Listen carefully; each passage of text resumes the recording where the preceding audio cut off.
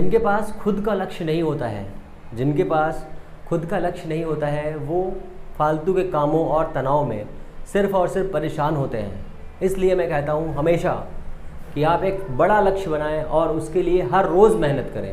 नमस्कार दोस्तों, मैं हूँ प्रदीप और आप देख रहे हैं आपका अपना यूट्यूब चैनल फ्यूचर गोल्स, एक कदम सफलता की ओर जो आपको ले जाएगा आपकी मंजिल की ओर। आज हम लोग डिस्कस करने वाले हैं इलेक्ट्रिक करंट के बारे में। इलेक्ट्रिक करंट बहुत ही नंबर गेनिंग टॉपिक है। इस टॉपिक से मैग्नेटिक फील्ड का पूरा इतिहास और बायोग्राफी सब कुछ मिक्स है, इसलिए आप इसको बहुत ही ईजिली तरीके से पढ़ें जिससे आप इसको आसानी से अपने दिमाग में सेट कर सकें। ओके, तो हम लोग कैसे इसको पढ़ेंगे ये आप समझिए। थोड़ा सा आप बहुत ही साधारण तरीके से समझें कि इलेक्ट्रिक फील्ड एक्चुअल में होती क्या है, सॉरी इलेक्ट्रिक करंट एक्चुअल में होता क्या है। तो इलेक्ट्रिक करंट का मतलब है वैद्युत धारा। वैद्युत धारा किसे कहते हैं? तो धारा से आपको समझ में आना चाहिए कि धारा क्या होती है एक्चुअल में। तो धारा को आप ऐसे समझ लीजिए कि जो धारा होती है वो एक पानी का फ्लो होता है। पानी का फ्लो आपने देखा होगा किधर से किधर होता है। मैं आपको सिर्फ छोटी छोटी बातें बताऊंगा जिससे आपको वो समझ में आए और आप उसे आसानी से रिलेट कर सकें। जैसे कि जो इलेक्ट्रिक करंट है वो आप कहाँ पर फील कर सकते हैं। अब मैं तो आपसे ये नहीं कहूँगा ना कि आप वायर को टच कर लीजिए, नंगे वायर को टच कर लीजिए और आप वहाँ पर आपको जो है अच्छी सी इलेक्ट्रिक करंट की वैल्यू मिल जाएगी, आप उसकी वैल्यू को समझ सकते हैं वहाँ पर। ओके, तो मैं एक आपको एग्जांपल बताता हूँ, सिंपल सा एग्जांपल ये है कि आप सिर्फ और सिर्फ एक मग पानी लीजिए और उस पानी को छत पर से डाल दीजिए नीचे की तरफ। तो पानी कहाँ गिरेगा? नीचे की ओर गिरेगा या ऊपर की ओर गिरेगा? तो ये पानी नीचे की ओर गिरेगा। तो आपको ये समझना है कि जो पानी नीचे की ओर गिर रहा है इसका मतलब क्या है? इसका मतलब ये है कि जो करंट का फ्लो है हमेशा हायर पोटेंशियल से लोअर पोटेंशियल की ओर होता है। ठीक है, करंट का फ्लो। उसी हिसाब से जो पानी का फ्लो है वो किधर से होगा? हाइट से नीचे वाली हाइट की ओर होगा। ये एक बेसिक चीज़ है जो आपको समझ में आनी चाहिए। ठीक है, तो करंट कैसे बनती है? तो करंट को फ्लो कराने के लिए हमारे पास एक मीडियम होना चाहिए। ठीक है, मीडियम। तो हमने ले लिया कि हमारे पास मीडियम जो है वो मेटल का है। मेटल का मीडियम हमारे पास अवेलेबल है और उस मेटल के अंदर जो भी क्वालिटीज़ होंगी वो हम उसको थोड़ा सा डिस्कस करेंगे। तो सबसे पहले हम लोग डिस्कस करने वाले हैं जो इलेक्ट्रिक करंट है, वो इलेक्ट्रिक करंट मेटल के अंदर कैसे फ्लो होगी। तो करंट को फ्लो करने के लिए आपको पता होना चाहिए कि उसमें जो है इलेक्ट्रॉन का फ्लो होता है। इलेक्ट्रॉन का फ्लो कैसे होता है? तो जो मेटल होता है उसके अंदर फ्री चार्ज होते हैं। फ्री चार्ज कैसे बनते हैं? जैसे मान लीजिए आपके पास एक एटम है, एटम सोडियम का है या मैग्नीशियम का है या प्लेटिनम का है या आयरन का है।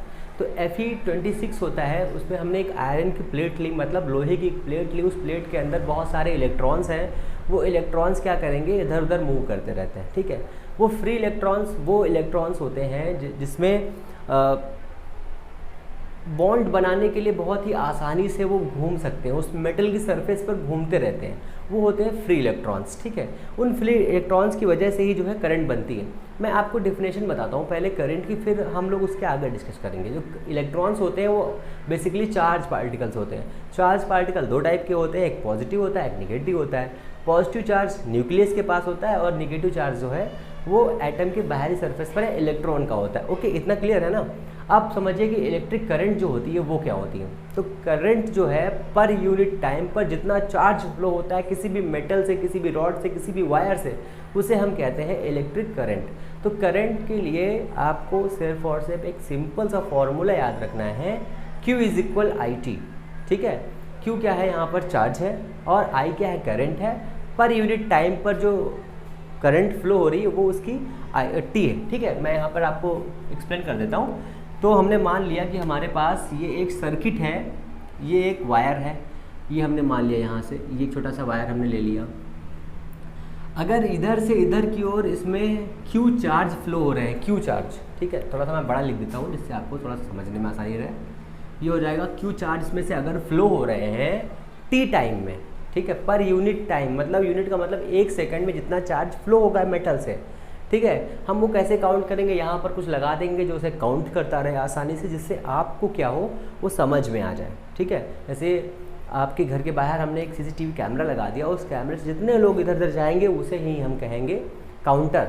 ठीक है, तो वैसे ही यहाँ हमने काउंट कर लिया कि एक सेकंड में कितने चार्ज यहाँ से फ्लो हो रहे हैं। वो जो फ्लो इलेक्ट्रॉन्स होंगे उसे ही हम क्या कहेंगे, करंट कहेंगे। तो करंट की वैल्यू क्या हो जाएगी, I is equal Q by T. तो Q बाई टी, यहाँ पर T क्या है, टाइम है, ठीक है, T टाइम है, Q है यहाँ पर चार्ज, I क्या है, करंट। तो करंट Q बाई टी, यहाँ पर डिफिनेशन आप बना सकते हो आसानी से, कोई दिक्कत नहीं होनी चाहिए मेरे हिसाब से। Q इज इक्वल क्या होता है, N इंटू ई। मान लीजिए एक हमने कंडक्टर लिया, वो आयरन का कंडक्टर है, उसमें 10 टू पावर 23 पार्टिकल्स हैं, 23 पार्टिकल्स। तो Q is equal N into E. तो यहाँ पर जो आपका फॉर्मूला बनेगा वो हो जाएगा NE बाई टी। यहाँ से जो है क्वेश्चन आते हैं आपके एग्ज़ाम में, तो आपको याद रखना है। तो करंट का ये एक बेसिक फार्मूला है जो आपको याद रखना है। फिर जो है यहाँ पर आपको ये फार्मूला आपको याद रखना है बेसिक तरीके से, अच्छा सा मैं इसको बॉक्स में कर दे रहा हूँ जिससे आपको बहुत सी आसानी रहे आपको इसे याद करने में। अब यहाँ से कुछ और बेसिक फार्मूलों पे चलते हैं। तो आई जो दिया हुआ है ये करंट है, ठीक है, पर यूनिट टाइम पे जितना चार्ज फ्लो होता है उसे हम करंट कहते हैं। इतना क्लियर हो गया। अब इसका यूनिट पे आ जाइए, इसका यूनिट होता है एम्पियर, ठीक है, एम्पियर इसका यूनिट होता है, एम्पियर। और इसकी जो डायमेंशन होती है वो होती है ए, डायमेंशन इसकी होती है ए। आपको याद, मैं यहाँ पे लिख दे रहा हूँ, देखो जिससे आपको आसानी रहे। इसका यूनिट हो जाएगा एम्पियर, एम्पियर, और इसका डायमेंशन हो जाएगा ए। कैसी क्वांटिटी है ये, स्केलर क्वांटिटी है, स्केलर, ठीक है। तो इसकी क्वांटिटी हो जाएगी स्केलर, स्केलर मतलब अदिश राशि है, स्केलर मतलब अदिश है ये, ठीक है। अब आप सोचेंगे तो करंट के पास तो डायरेक्शन होती है, प्लस से माइनस की ओर चलता है, तो ये स्केलर कैसे हो गई। तो आपको यहाँ पर ये याद रखना है कि जो ये करंट होती है वो प्लस से माइनस चलती है, बट ये जो एडिशनल लॉ होता है उसको ये फॉलो नहीं करती है। वेक्टर का एडिशनल लॉ जो होता है उसे ये फॉलो नहीं करती, इसलिए ये जो है क्या होती है, अदिश राशि। तो मैं आपको एग्जांपल देता हूँ। जैसे हमने फोर्स में पढ़ा है कि अगर एक फोर्स इधर से इधर की ओर काम कर रहा हो 5 न्यूटन का, और दूसरा फोर्स इधर से इधर काम कर रहा हो 5 न्यूटन का, ठीक है, तो दोनों एक दूसरे को मिलकर के कैंसिल कर देते हैं। अगर डायरेक्शन अपोजिट हो तो फोर्स एक दूसरे को कैंसिल कर देते हैं, यहाँ पर नेट फोर्स कितना होता है, 0 हो जाता है। बट अगर हम यही करंट के फॉर्म में ले, यहाँ पर 5 एम्पियर की करंट है, यहाँ से इधर जा रही है और इधर से इधर दूसरी 5 एम्पियर की करंट आ रही है, और यहाँ से एक अगर हमने जंक्शन यहाँ पर ऐड कर दिया है तो यहाँ पर हम देखते हैं कि यहाँ पर हमें 10 एम्पियर की करंट मिलती है। मतलब ये एडिशनल लॉ को फॉलो नहीं करती है, इसलिए जो करंट है वो कैसी क्वांटिटी है, स्केलर क्वांटिटी है, ठीक है। तो आपको ये याद रखना है, इसलिए मैंने यहाँ पे लिख दिया है। तो मैं इसको साफ़ कर देता हूँ जिससे आपको स्क्रीनशॉट लेने में आसानी हो जाए, ठीक है। अच्छा, अब तो करंट का हो गया। करंट के कुछ बेसिक फार्मूलाज बताता हूँ आपको जो अच्छे से एग्ज़ाम में आते हैं धड़ल्ले से और पूछे भी जाते हैं। अच्छा, तो करंट समझ में आ गया ना। करंट क्या होती है कि जैसे आप साइकिल से जाते हैं, पर यूनिट टाइम पर जो वेलोसिटी टाइप का होता है ना, वेलोसिटी क्या होता है, दूरी बटे समय, वैसे ही आवेश बटे समय जो होता है उसे हम करंट कहते हैं। बहुत ही सिंपल है, आप आसानी से कर सकते हो, आपको कोई टेंशन नहीं होगी, ओके। फिर यहाँ पर आ जाइए कुछ फार्मूले में क्या हम देखेंगे, जैसे इसका एक बेसिक सा बहुत ही इंपॉर्टेंट फार्मूला है कि अगर एक मेटल में 2 टाइप के चार्ज हैं, एक पॉजिटिव एक निगेटिव, तो पॉजिटिव और निगेटिव किधर फ्लो होंगे, तो पॉजिटिव चार्ज हमेशा जो है निगेटिव की ओर मूव होंगे, और निगेटिव वाले किधर की ओर फ्लो होंगे, पॉजिटिव की ओर फ्लो होंगे,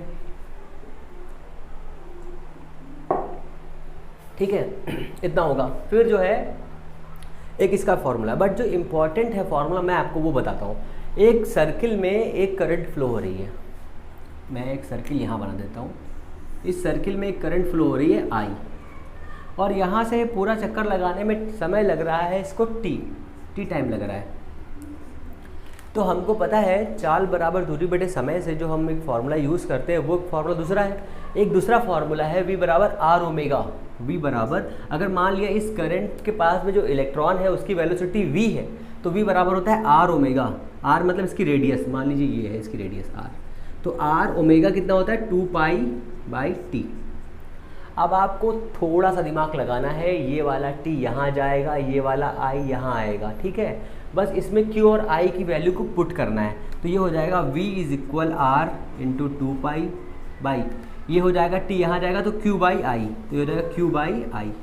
तो ये इधर जाएगा, ये इधर आ जाएगा हमारा, तो ये हो जाएगा कितना, Q बराबर वी क्यू बाई, ये रेडियस हो गई, I बाई 2πr। ये आपका एक बेसिक सा फॉर्मूला है, ये एग्ज़ाम में बहुत पूछा जाता है और इससे बहुत सारे क्वेश्चंस भी एग्ज़ाम में पूछे गए हैं, जिससे कि आप 2 या 3 न्यूमेरिकल्स हर बार इससे मतलब आते ही आते हैं। ठीक है, ये इतना फेमस फार्मूला है कि इससे कोई ज़्यादा पढ़ता भी नहीं है और किसी को ज़्यादा पता भी नहीं रहता, इसलिए एग्जामिनर क्या करता है, यहाँ से क्वेश्चन को पुट कर देता है, जिससे आपका दिमाग थोड़ा कंफ्यूज हो जाए और आप उसको सॉल्व ना कर पाएँ। तो जिससे क्या होगा कि जो है सत्यानाश हो जाएगा। ठीक है, अब इतना हो गया, ये ऐसे बेसिक इंपॉर्टेंट फार्मूला हो गया, ये इसकी डिफिनेशन हो गई। अब हम लोग डिस्कस करते हैं फ्री इलेक्ट्रॉन्स पे। सबसे पहले आ जाओ, फ्री इलेक्ट्रॉन क्या होते हैं। फ्री इलेक्ट्रॉन हम लोग पढ़ेंगे फ्री इलेक्ट्रॉन्स क्या होते हैं। तो फ्री इलेक्ट्रॉन्स वो होते हैं किसी भी मेटेलिक प्लेट पर, जो मैंने थोड़ा सा पहले बताया था ना आपको। तो फ्री इलेक्ट्रॉन्स क्या होते हैं और फ्री इलेक्ट्रॉन कौन सा मोशन करते हैं, आपको ये थोड़ा समझना होगा। आप टेंशन मत लीजिए, बस सिर्फ और सिर्फ हमारे साथ बने रहिए। मैं गारंटी देता हूँ कि आपको फिजिक्स अगर नहीं भी आती होगी ना, तो आप एग्ज़ाम में 90% क्वेश्चन सही करके आएंगे। आप सिर्फ और सिर्फ इतना काम करिए कि आप ये पूरा वीडियो देखिए और आप भरोसा करिए हमारे ऊपर। भरोसा वो चीज़ है, वो पावर है जिससे आप कहीं पर भी, मरुस्थल में भी एक बहुत बड़ा वृक्ष जगा सकते हैं। ठीक है, तो आपको ये बात याद रखनी है। तो फ्री इलेक्ट्रॉन्स क्या होते हैं, किसी भी मेटेलिक प्लेट में जो मूवेबल लगातार घूमने वाले पार्टिकल्स होते हैं, इलेक्ट्रॉन्स होते हैं, उन्हें हम कहते हैं फ्री इलेक्ट्रॉन्स। ओके, यही आपको लिखना है अपनी नोटबुक पे। दूसरा क्या है कि फ्री इलेक्ट्रॉन कौन सा मोशन करते हैं। तो फ्री इलेक्ट्रॉन जो मोशन करते हैं वो होता है रैंडम मोशन। रैंडम मोशन किसे कहते हैं, तो रैंडम मोशन उसे कहते हैं जैसे किसी एक पार्टिकल में कोई चीज़ मूव कर रही है। सपोज करिए यहाँ पर मैं इधर थोड़ा बताता हूँ आपको, ये एक हमारी प्लेट है, इस प्लेट पे ये एक इलेक्ट्रॉन है, ये इधर गया, फिर इधर आया, फिर इधर गया, फिर इधर गया, फिर इधर गया, इधर गया, इधर गया, इधर गया, इधर, ऐसे करके ये हौच पौच मचाए हुए हैं। इस गति को हम कहते हैं random motion of a free electron. Free electron हमेशा रैंडम मोशन करता रहता है, बट उसका नेट चार्ज ऑलवेज ज़ीरो होता है, इसलिए वो अपनी सरफेस को छोड़ के कभी बाहर नहीं जाता है। ओके, आपको इतना याद रखना है। फिर आगे चलते हैं, थोड़ा सा इसके आगे डिस्कस करते हैं। ये हो गया हमारा टॉपिक। दूसरा टॉपिक क्या है, फ्री इलेक्ट्रॉन्स हो गया, रैंडम मोशन भी आपको समझ में आ गया आई थिंक। ये हो गया आपका रैंडम मोशन। रैंडम मोशन ये आपको दोनों फिजिक्स में काम आएगा, फर्स्ट सेकंड दोनों में। रैंडम मोशन आपका हो गया। ठीक है, मैं यहाँ पे लिखे दे रहा हूँ जो आपको मैंने टॉपिक पढ़ाए हैं। रैंडम मोशन हो गया। रैंडम मोशन में वैसे तो इस करंट में बहुत सारे 2-3 और फार्मूले एग्जाम्पल और फार्मूलाज जो है इंपॉर्टेंट है, बट वहाँ पर मैं आपको डिस्कस नहीं कर रहा क्योंकि वो आपके काम के नहीं है अभी। ठीक है, एक ये क्वेश्चन इंपॉर्टेंट पूछा जाता है कि 1 एम्पियर करंट में कितने इलेक्ट्रॉन होते हैं। ठीक है, 1 एम्पियर करंट में कितने इलेक्ट्रॉन होते हैं। तो यहाँ पर आप लिख लीजिए कि 1 एम्पियर करंट में जो है 6.25 10⁻18 इलेक्ट्रॉन्स के नंबर होते हैं। ठीक है, 6.25 10⁻18 इलेक्ट्रॉन्स के नंबर होते हैं। अगर इतने इलेक्ट्रॉन एक वायर से फ्लो होंगे, एक वायर से जो है फ्लो होंगे, तो जो है इतने हमें इलेक्ट्रॉन चाहिए। ठीक है, इतना हो गया। अब जो है हम लोग डिस्कस करेंगे, रैंडम मोशन हो गया। अब हम लोग डिस्कस करने वाले फ्री पैथ, मतलब माध्य मुक्त पथ, हम लोग ये डिस्कस करेंगे। अब माध्य मुक्त पथ क्या होता है, जैसे समझ में आ रहा, माध्य और मुक्त मतलब फ्री इलेक्ट्रॉन का जो माध्य पथ होता है उसे हम कहते हैं माध्य मुक्त पथ। तो यहाँ लिख सकते ना, तो ये हो जाएगा मीन फ्री पैथ। ठीक है, ऑफ अ इलेक्ट्रॉन। ठीक है, मैं जो है इसका हो जाएगा माध्य मुक्त इलेक्ट्रॉन पथ। तो इसमें क्या होगा, इसमें ये होगा कि एक इलेक्ट्रॉन में, यहाँ पे इसको फिगर समझाता हूँ जिससे आपको बहुत समझ में आ जाए आसानी से। ये हो गया हमारा एक पार्टिकल, यहाँ से एक इलेक्ट्रॉन यहाँ गया, यहाँ से यहाँ आया, यहाँ पे एक दूसरा इलेक्ट्रॉन था, ये इलेक्ट्रॉन एक है, यहाँ से यहाँ तक गया, टकराया, फिर यहाँ से दूसरे इलेक्ट्रॉन पर टकराया। ठीक है, फिर यहाँ से गया इधर, यहाँ पर। वैसे भी आपको पता है ना कि मेटल के अंदर बहुत सारे 10⁻23 या 28 अप्रॉक्सीमेट जो है इलेक्ट्रॉन्स होते हैं किसी भी एक मेटल प्लेट के अंदर। मतलब वो इसकी क्वांटिटी के अनुसार है, या आप थोड़ा सा चेक कर लीजिएगा अपने हिसाब से, इतने होते हैं। तो ये इतना हो गया। अगर अब ये इलेक्ट्रॉन यहाँ पर जाके टकराएगा, देखिए हमने क्या बताया, फ्री पैथ। पैथ का मतलब पथ, पथ मतलब क्या, लंबाई। तो जो दो क्रमागत मतलब जो सीक्वेंसेस से दो इलेक्ट्रॉन हैं उनके बीच जो टक्कर होगी ऐसे करके, वो टक्कर के बीच की जो डिस्टेंस होगी ये वाली डिस्टेंस, उस डिस्टेंस को क्या कहेंगे हम, डी मतलब लैम्डा। यही जो है माध्य मुक्त पथ है। अब इसी में आता है एक रिलैक्सेशन टाइम, ठीक है, एक आ जाएगा, ये समझ में आ गया ना आपको कि माध्य मुक्त पथ क्या होता है। जब कोई फ्री इलेक्ट्रॉन्स किसी भी मेटल के अंदर एक दूसरे से टकराते हैं, एक दूसरे से हिट करते हैं, टकराते हैं, तो उनके बीच में जो उनकी डिस्टेंस शुरुआत में होती है वो डिस्टेंस क्या कहलाती है, माध्य मुक्त पथ कहलाती है। अब इसी के जस्ट आगे आता है रिलैक्सेशन टाइम क्या होता है। तो रिलैक्सेशन टाइम का मतलब होता है श्रांति काल, हिंदी में श्रांति काल कहते हैं। तो श्रांति काल का मतलब ये होता है कि यहाँ से यहाँ तक टकराने के लिए जितना टाइम लगता है उस टाइम को हम कहते हैं श्रांति काल। इसे हम टाउ से प्रदर्शित करते हैं। मान लीजिए यहाँ से यहाँ तक टकराने में टाइम लगा टाउ, मतलब टी टाइम लगा, तो वो जो टी टाइम है वही हम कहेंगे उसको श्रांति काल। ओके, श्रांति काल मैं यहाँ लिख देता हूँ आपके लिए, रिलैक्सेशन टाइम, रिलैक्सेशन टाइम, ठीक है, इतना हो गया। अब जो है हम लोग थोड़ा सा डिस्कस करेंगे इसके आगे। ये जो है आपके लिए इम्पोर्टेंट चीज़ है जो करंट इलेक्ट्रिसिटी में आता है, ये फॉर्मूले इम्पॉर्टेंट है। ओके, अब हम लोग डिस्कस करेंगे थोड़ा सा ड्रिफ्ट वेलोसिटी के बारे में, ठीक है। ड्रिफ्ट वेलोसिटी क्या होती है, मतलब हिंदी में कहें तो अनुगमन वेग किसे कहते हैं। तो मैं दूसरा टॉपिक लिख देता हूँ यहाँ पर, drift velocity. Drift velocity, drift velocity किसे कहते हैं। तो ड्रिफ्ट वेलोसिटी समझ लीजिए आप। ड्रिफ्ट का मतलब होता है अनुगमन, अनु का मतलब होता है मुड़ जाना, थोड़ा सा मुड़ जाना, ड्रिफ्ट हो जाना। जैसे कि कोई आप ऐसे जा रहे हैं, ऐसे मुड़ गए या ऐसे मुड़ गए। जैसे कि मैं एग्जांपल बहुत आपको इतना खूबसूरत एग्जांपल देता हूँ कि आप हमेशा ज़िंदगी भर याद रखेंगे। एग्जांपल ये है, सपोज़ करिए कि आप पढ़ाई कर रहे हैं, ठीक है, आप पढ़ाई कर रहे हैं और हुआ क्या कि जो है आपकी रसमलाई चमचम का मैसेज आ गया, ठीक है, या आपके सोना बाबू का मैसेज आ गया, या आपकी स्पेशल वाली रसमलाई का फ़ोन आ गया, या कॉल आ गया, या मैसेज आ गया।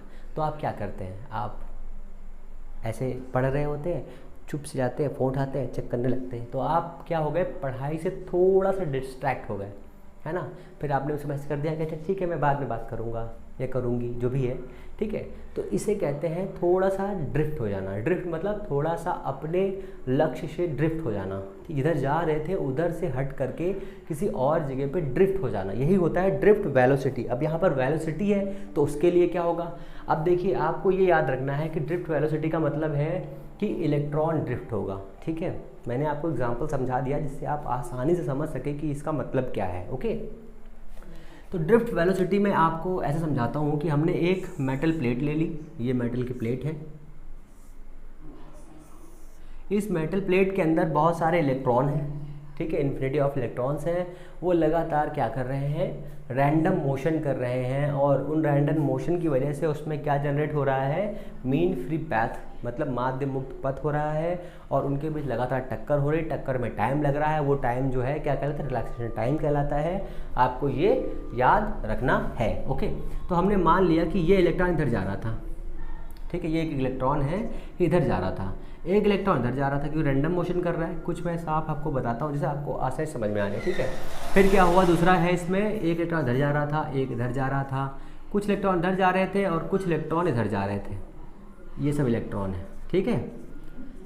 ये भी एक इलेक्ट्रॉन है जो भाई साहब इधर जा रहे थे, ये इधर जा रहे थे, ये सारे इलेक्ट्रॉन हैं। अब हमने क्या करा, हमने इस प्लेट के इस सिरे और इस सिरे के बीच में दो प्लेट लगा दी। प्लेट मतलब एक प्लेट लगा दी पॉजिटिव, मतलब प्लेट का मतलब ये पॉजिटिव प्लेट मतलब पॉजिटिव चार्ज दे दिया, इधर दे दिया नेगेटिव चार्ज, ठीक है। चार्ज कैसे दिया, तो यहाँ पे हम एक बैटरी लगा देंगे, इधर कनेक्ट करके यहाँ बैटरी लग जाएगी। जब हमने यहाँ पर ये प्लस और माइनस का लगाया तो प्लस और माइनस लगाने की वजह से यहाँ पर क्या बन गई, एक इलेक्ट्रिक फील्ड बन गई। इलेक्ट्रिक फील्ड बन गई इस डायरेक्शन में, इधर की ओर, क्योंकि देखो प्लस से माइनस की इलेक्ट्रिक फील्ड बनती है, और इलेक्ट्रिक फील्ड का फॉर्मूला होता है 1/4 पे एप्सिलॉन नॉट Q/r², या F × Q, इतना होता है, ओ सॉरी F/Q होता है, ठीक है। इलेक्ट्रिक फील्ड लग गई, इसकी वैल्यू होती है F/Q, और F भाई क्यू क्यू का मतलब n इंटू ई, यहाँ पर हमने मान लिया कि n इंटू ई इलेक्ट्रॉन्स हैं यहाँ पर, n इंटू ई इलेक्ट्रॉन्स यहाँ पर दिए हुए हैं, ठीक है। तो ये हो गए ई इलेक्ट्रॉन्स, ठीक है, इतना हो गया, ये हमने मान लिया इसके बीच में लगा हुआ है। अब जहाँ पर पॉजिटिव है जहाँ पर निगेटिव है वहाँ पर एक पॉजिटिव पोटेंशियल होगा, एक नेगेटिव पोटेंशियल होगा। तो यहाँ हमने मान लिया यहाँ पर एक पॉजिटिव पोटेंशियल है, यहाँ पर एक नेगेटिव पोटेंशियल है। दोनों के बीच का जो पोटेंशियल डिफरेंस है वो कितना है, डेल्टा वी या वी ले लीजिए। अब इसके लिए इलेक्ट्रिक फील्ड कितनी हो जाएगी, E by L, V by L, ये होगी इसकी इलेक्ट्रिक फील्ड, ठीक है। एक इलेक्ट्रिक फील्ड का फॉर्मूला ये हो गया, एक फॉर्मूला ये हो गया, आपको दोनों याद रखने हैं। अब दूसरे में आइए, जब हमने इलेक्ट्रिक फील्ड लगाए तो इलेक्ट्रॉन होता है नेगेटिव का, पहली बात। दूसरी बात क्या है, जब इलेक्ट्रिक फील्ड में हम इसमें अप्लाई करेंगे अक्रॉस टू दिस, तो क्या होगा, ये इलेक्ट्रॉन जो इधर जा रहा था, ये देखिए माइनस है, ये भी माइनस है प्लेट, तो माइनस माइनस एक दूसरे को रिपेल कर देंगे। रिपेल का मतलब समझते हैं, नेगेटिव नेगेटिव को रिपेल कर देते हैं, तो रिपेल हो गया यहाँ पे। जैसे ही रिपेल होगा, जो इधर जा रहा था वो थोड़ा सा मुड़ जाएगा, किधर की, प्लस की ओर, क्योंकि जैसे आप कहीं जा रहे हैं कार से, बाइक से, और आपको कुछ दिख गया स्पेशल जो आपको पसंद है, तो आप क्या करते हैं, बाइक रोक देते हैं, उसके पीछे भागने लगते हैं, है ना। ये नहीं करना चाहिए आपको, इस समय तो बिल्कुल ही नहीं करना चाहिए। चलो ठीक है, कोई बात नहीं, वो तो आपकी टेंशन है। अब ये यहाँ से यहाँ तक ड्रिफ्ट हो गया, इधर से इधर मुड़ गया, मतलब यहाँ से यहाँ तक ये मुड़ गया, तो इसकी वेलोसिटी बनी वी डी, एक वेलोसिटी बन गई वी डी यहाँ पर। इसी प्रकार सभी के बनेंगे, देखिए सभी ड्रिफ्ट होने लगेंगे इधर की ओर। ये वाला तो जा ही रहा है, ये वाला इधर जाएगा, मतलब जो इधर जा रहा था पहले से ही वो बहुत तेज़ी से जाने लगेगा, ठीक है। तो ये भी हो गया वी डी, सभी वी डी हो जाएंगे। तो नंबर 1 क्वेश्चन क्या बनेगा कि इलेक्ट्रिक फील्ड अप्लाई करने के बाद में जो अनुगमन वेग की दिशा है वो किधर होती है। ऑप्शन में होगा इलेक्ट्रिक फील्ड की डायरेक्शन में। सभी संज्ञान लोग जो होते हैं उसी में लगाते हैं कि भैया उधर ही भागेगा जिधर इलेक्ट्रिक फील्ड बढ़ रही है। ऐसा नहीं होता है, इलेक्ट्रिक फील्ड के अपोजिट में रहेगा, ठीक है। तो वीडी की डायरेक्शन इधर की ओर रहेगी, ये हो गई वीडी की डायरेक्शन। आपको डायरेक्शन याद रखनी, इसमें से डायरेक्शन का ही बनेगा सिस्टम, ठीक है। ये डायरेक्शन हो गई, डायरेक्शन इधर हो गई, और फिर कैसे बनेगी इधर डायरेक्शन, फोर्स लगेगा। कौन सा force, F is equal to, ये फोर्स लगेगा E इंटू ई, माइनस का। माइनस का मतलब यही है कि इलेक्ट्रिक फील्ड की अपोजिट डायरेक्शन में फोर्स लग रहा है। फोर्स किधर लग रहा है, इस तरफ, ठीक है। इलेक्ट्रिक फील्ड है इस तरफ, ये आपको याद रखना है। ये एक बेसिक सा कॉन्सेप्ट है जो आपको बहुत ही आसानी से याद रखना है।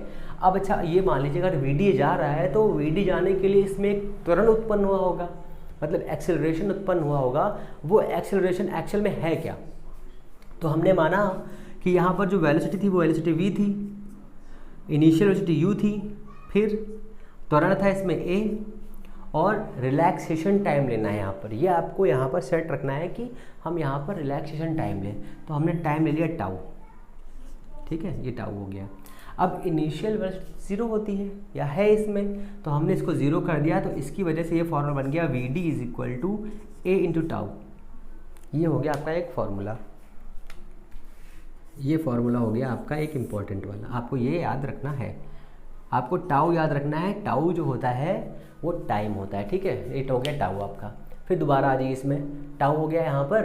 अब A यहाँ पर है एक्सेलरेशन, तो अब आपको फॉर्मूला याद रखना है फोर्स का। फोर्स का फॉर्मूला होता है F is equal M A, F is equal M A, mass into acceleration. और F की वैल्यू भी हमने कितनी बताई, E into e, minus E into e, यहाँ से, ये आपको दिख रहा है ना, E इंटू ई।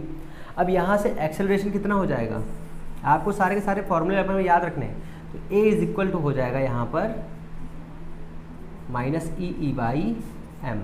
यहाँ पर आपको माइनस से परेशान नहीं होना है, माइनस का मतलब यही है कि ये अपोजिट डायरेक्शन में जा रहा है, ठीक है। इतना क्लियर है। अब ये हो गया आपका इतना। अब ये वाली वैल्यू उठा के आपको यहाँ पर छाप देनी है, तो अब छापिए इसको ज़रा। VD इज इक्वल हो जाएगा माइनस का ई बाई एम और टाउ। अच्छा, ये आपका एक हो गया VD का फॉर्मूला। अब इसमें थोड़ा सा टेक्निकलिटी लाते हैं। टेक्निकलिटी मतलब ये लाते हैं, जैसे रिलैक्सेशन होता है दो क्रमागत टक्करों के बीच का समय। अगर हम इस मेटल प्लेट का टेम्परेचर इंक्रीज कर देंगे तो क्या होगा, टक्कर जल्दी जल्दी होने लगेंगी, मतलब रिलैक्सेशन टाइम क्या होगा, घट जाएगा। अगर रिलैक्सेशन टाइम घट गया मतलब ये टाउ कम हो गया, तो VD क्या हो जाएगा बताइए, VD कम हो जाएगा या बढ़ जाएगा, कम हो जाएगा, ठीक है। दूसरे में आइए, हाँ ठीक है, अगर ये कम हो गया तो ये कम हो जाएगा।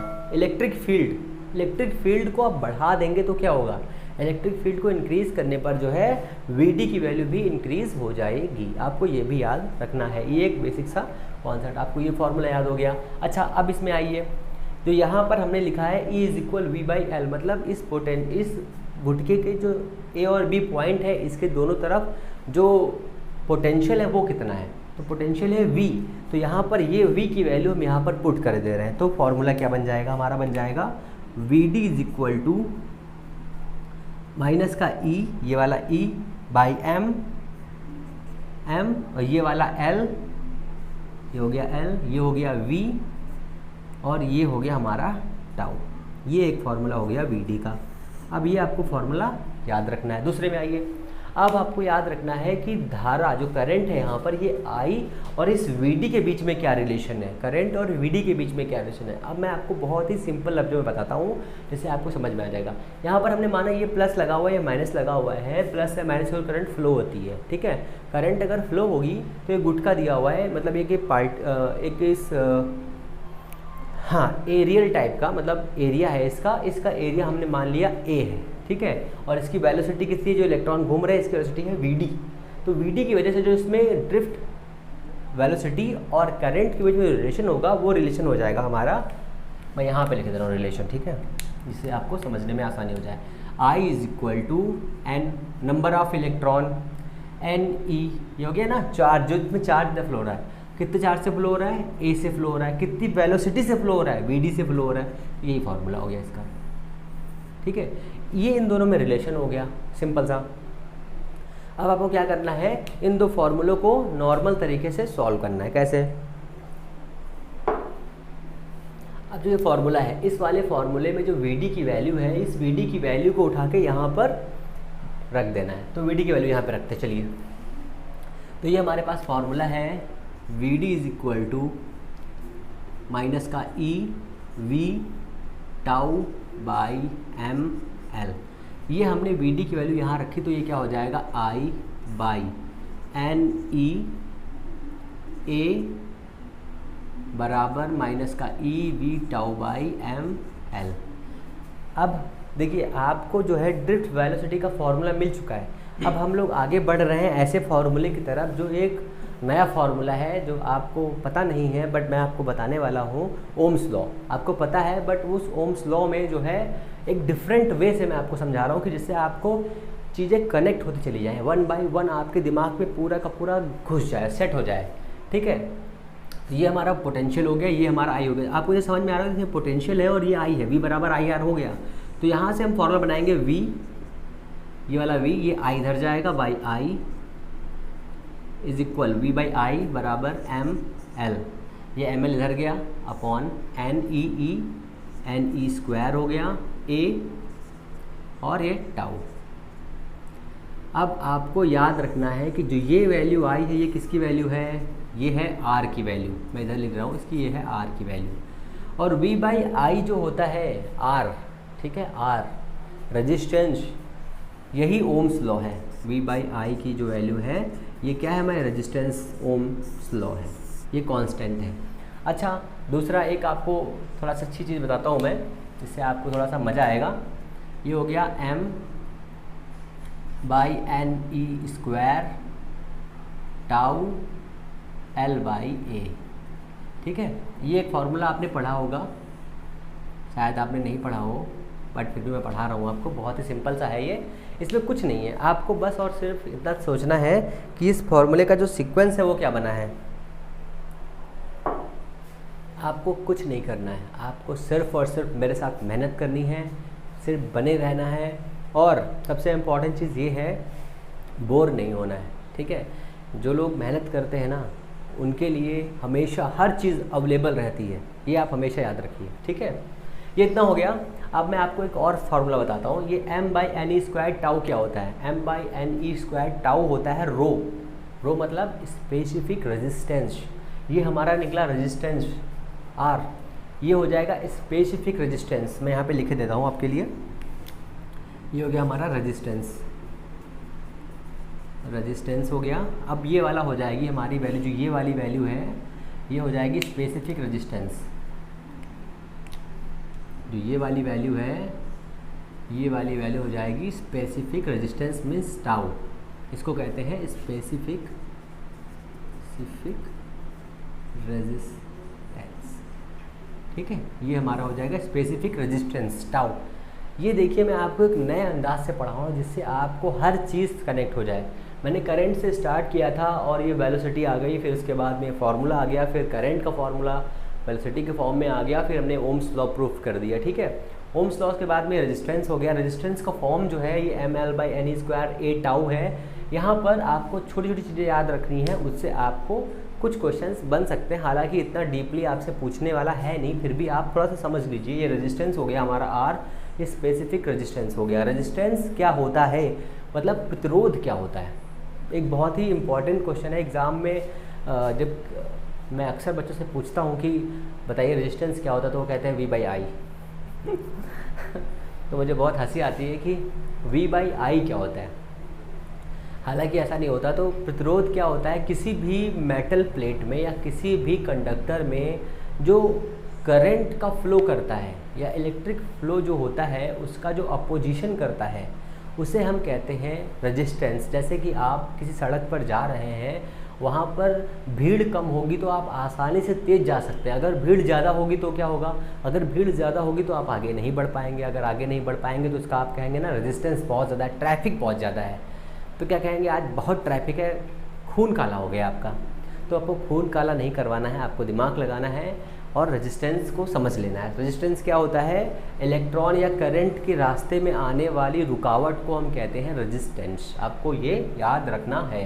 स्पेसिफिक रेजिस्टेंस mne², तो कांस्टेंट है टाउ।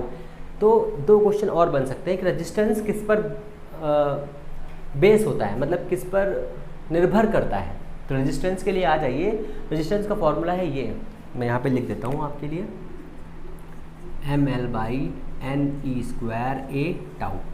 तो ये इतने पे बेस होता है। ठीक है, आप अगर R की वैल्यू यहाँ से देखेंगे तो आपको समझ में आएगा कि कौन किस पर बेस है आसानी से।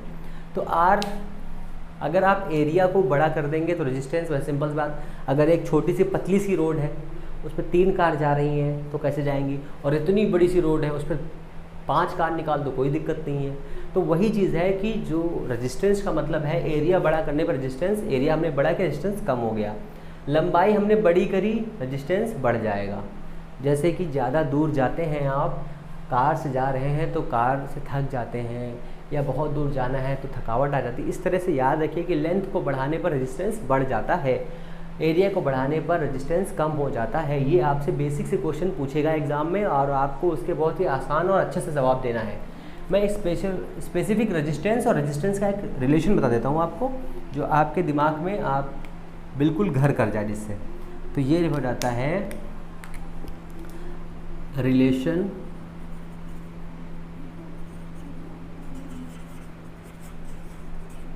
R एंड रो। तो देखिए सिंपल सा है, कुछ नहीं यहाँ पे है, R is equal to rho L/A। ये हो गया हमारा रेजिस्टेंस और रो का फॉर्मूला। एग्जाम में क्या पूछता है कि स्पेसिफिक रेजिस्टेंस किस पे बेस्ड होता है। ठीक है, तो वो किसी भी वायर के मास पर, या जैसे मान लीजिए हमने एक वायर लिया और इसको तोड़ दिया। सपोज करिए कि इस वायर का रेजिस्टेंस जो है, स्पेसिफिक रेजिस्टेंस जो है, प्रतिरोधकता जो है 10 है। मात्रक निकाल लीजिए यहाँ से, यहाँ पे कितना हो जाएगा, इसका मात्रक होता है ओम, इसका मात्रक मैंने आपको यूनिट तो बताई ही नहीं, लो तो गड़बड़ हो जाएगा था अभी। तो इसकी यूनिट कितनी होती है, मीटर पर सेकंड स्क्वायर। रेजिस्टेंस की यूनिट पे आ जाइए, रेजिस्टेंस की यूनिट पे आ जाइए, V इज इक्वल W/Q। इसकी यूनिट हो जाती है ओम, मैं यहाँ पे लिख दे रहा हूँ जिससे आप समझ जाओ। ये हो जाएगी इसकी यूनिट ओम, और इसकी यूनिट हो जाएगी, तो आप यहाँ से कर लीजिए, यहाँ ओम हो जाएगा, इसकी मीटर हो जाएगी, इसकी मीटर, मीटर से मीटर कैंसिल हो जाएगा, मीटर स्क्वायर है यहाँ पर हो जाएगा, तो रो की यूनिट हो जाएगी ओम मीटर, ओम मीटर रो की यूनिट। ठीक है, और अच्छा एक चीज़ और नहीं बताई हमने, जो रेजिस्टेंस होता है उसकी यूनिट जो होती है वो कैसी होती है, स्केलर होती है या वेक्टर होती है। तो आपको खुद से क्वेश्चन कर लेना है, वो सभी राशियाँ वेक्टर होती हैं जिनमें डायरेक्शन होती है। तो क्या रजिस्टर में डायरेक्शन होती है, नहीं होती, तो स्केलर है। रो में भी स्केलर है। अब क्वेश्चन पे अपने आते हैं कि स्पेसिफिक रेजिस्टेंस जो होता है उसमें क्या होता है। हालांकि स्पेसिफिक रेजिस्टेंस कुछ एग्जांपल्स हैं, न्यूमेरिकल्स हैं, वो मैं अगले वीडियो में आपको बताऊंगा। बट ये एक वायर है, इस वायर को रजिस्ट्रेशन जो रेजिस्टेंस है, स्पेसिफिक रेजिस्टेंस है, वो 10 टू पावर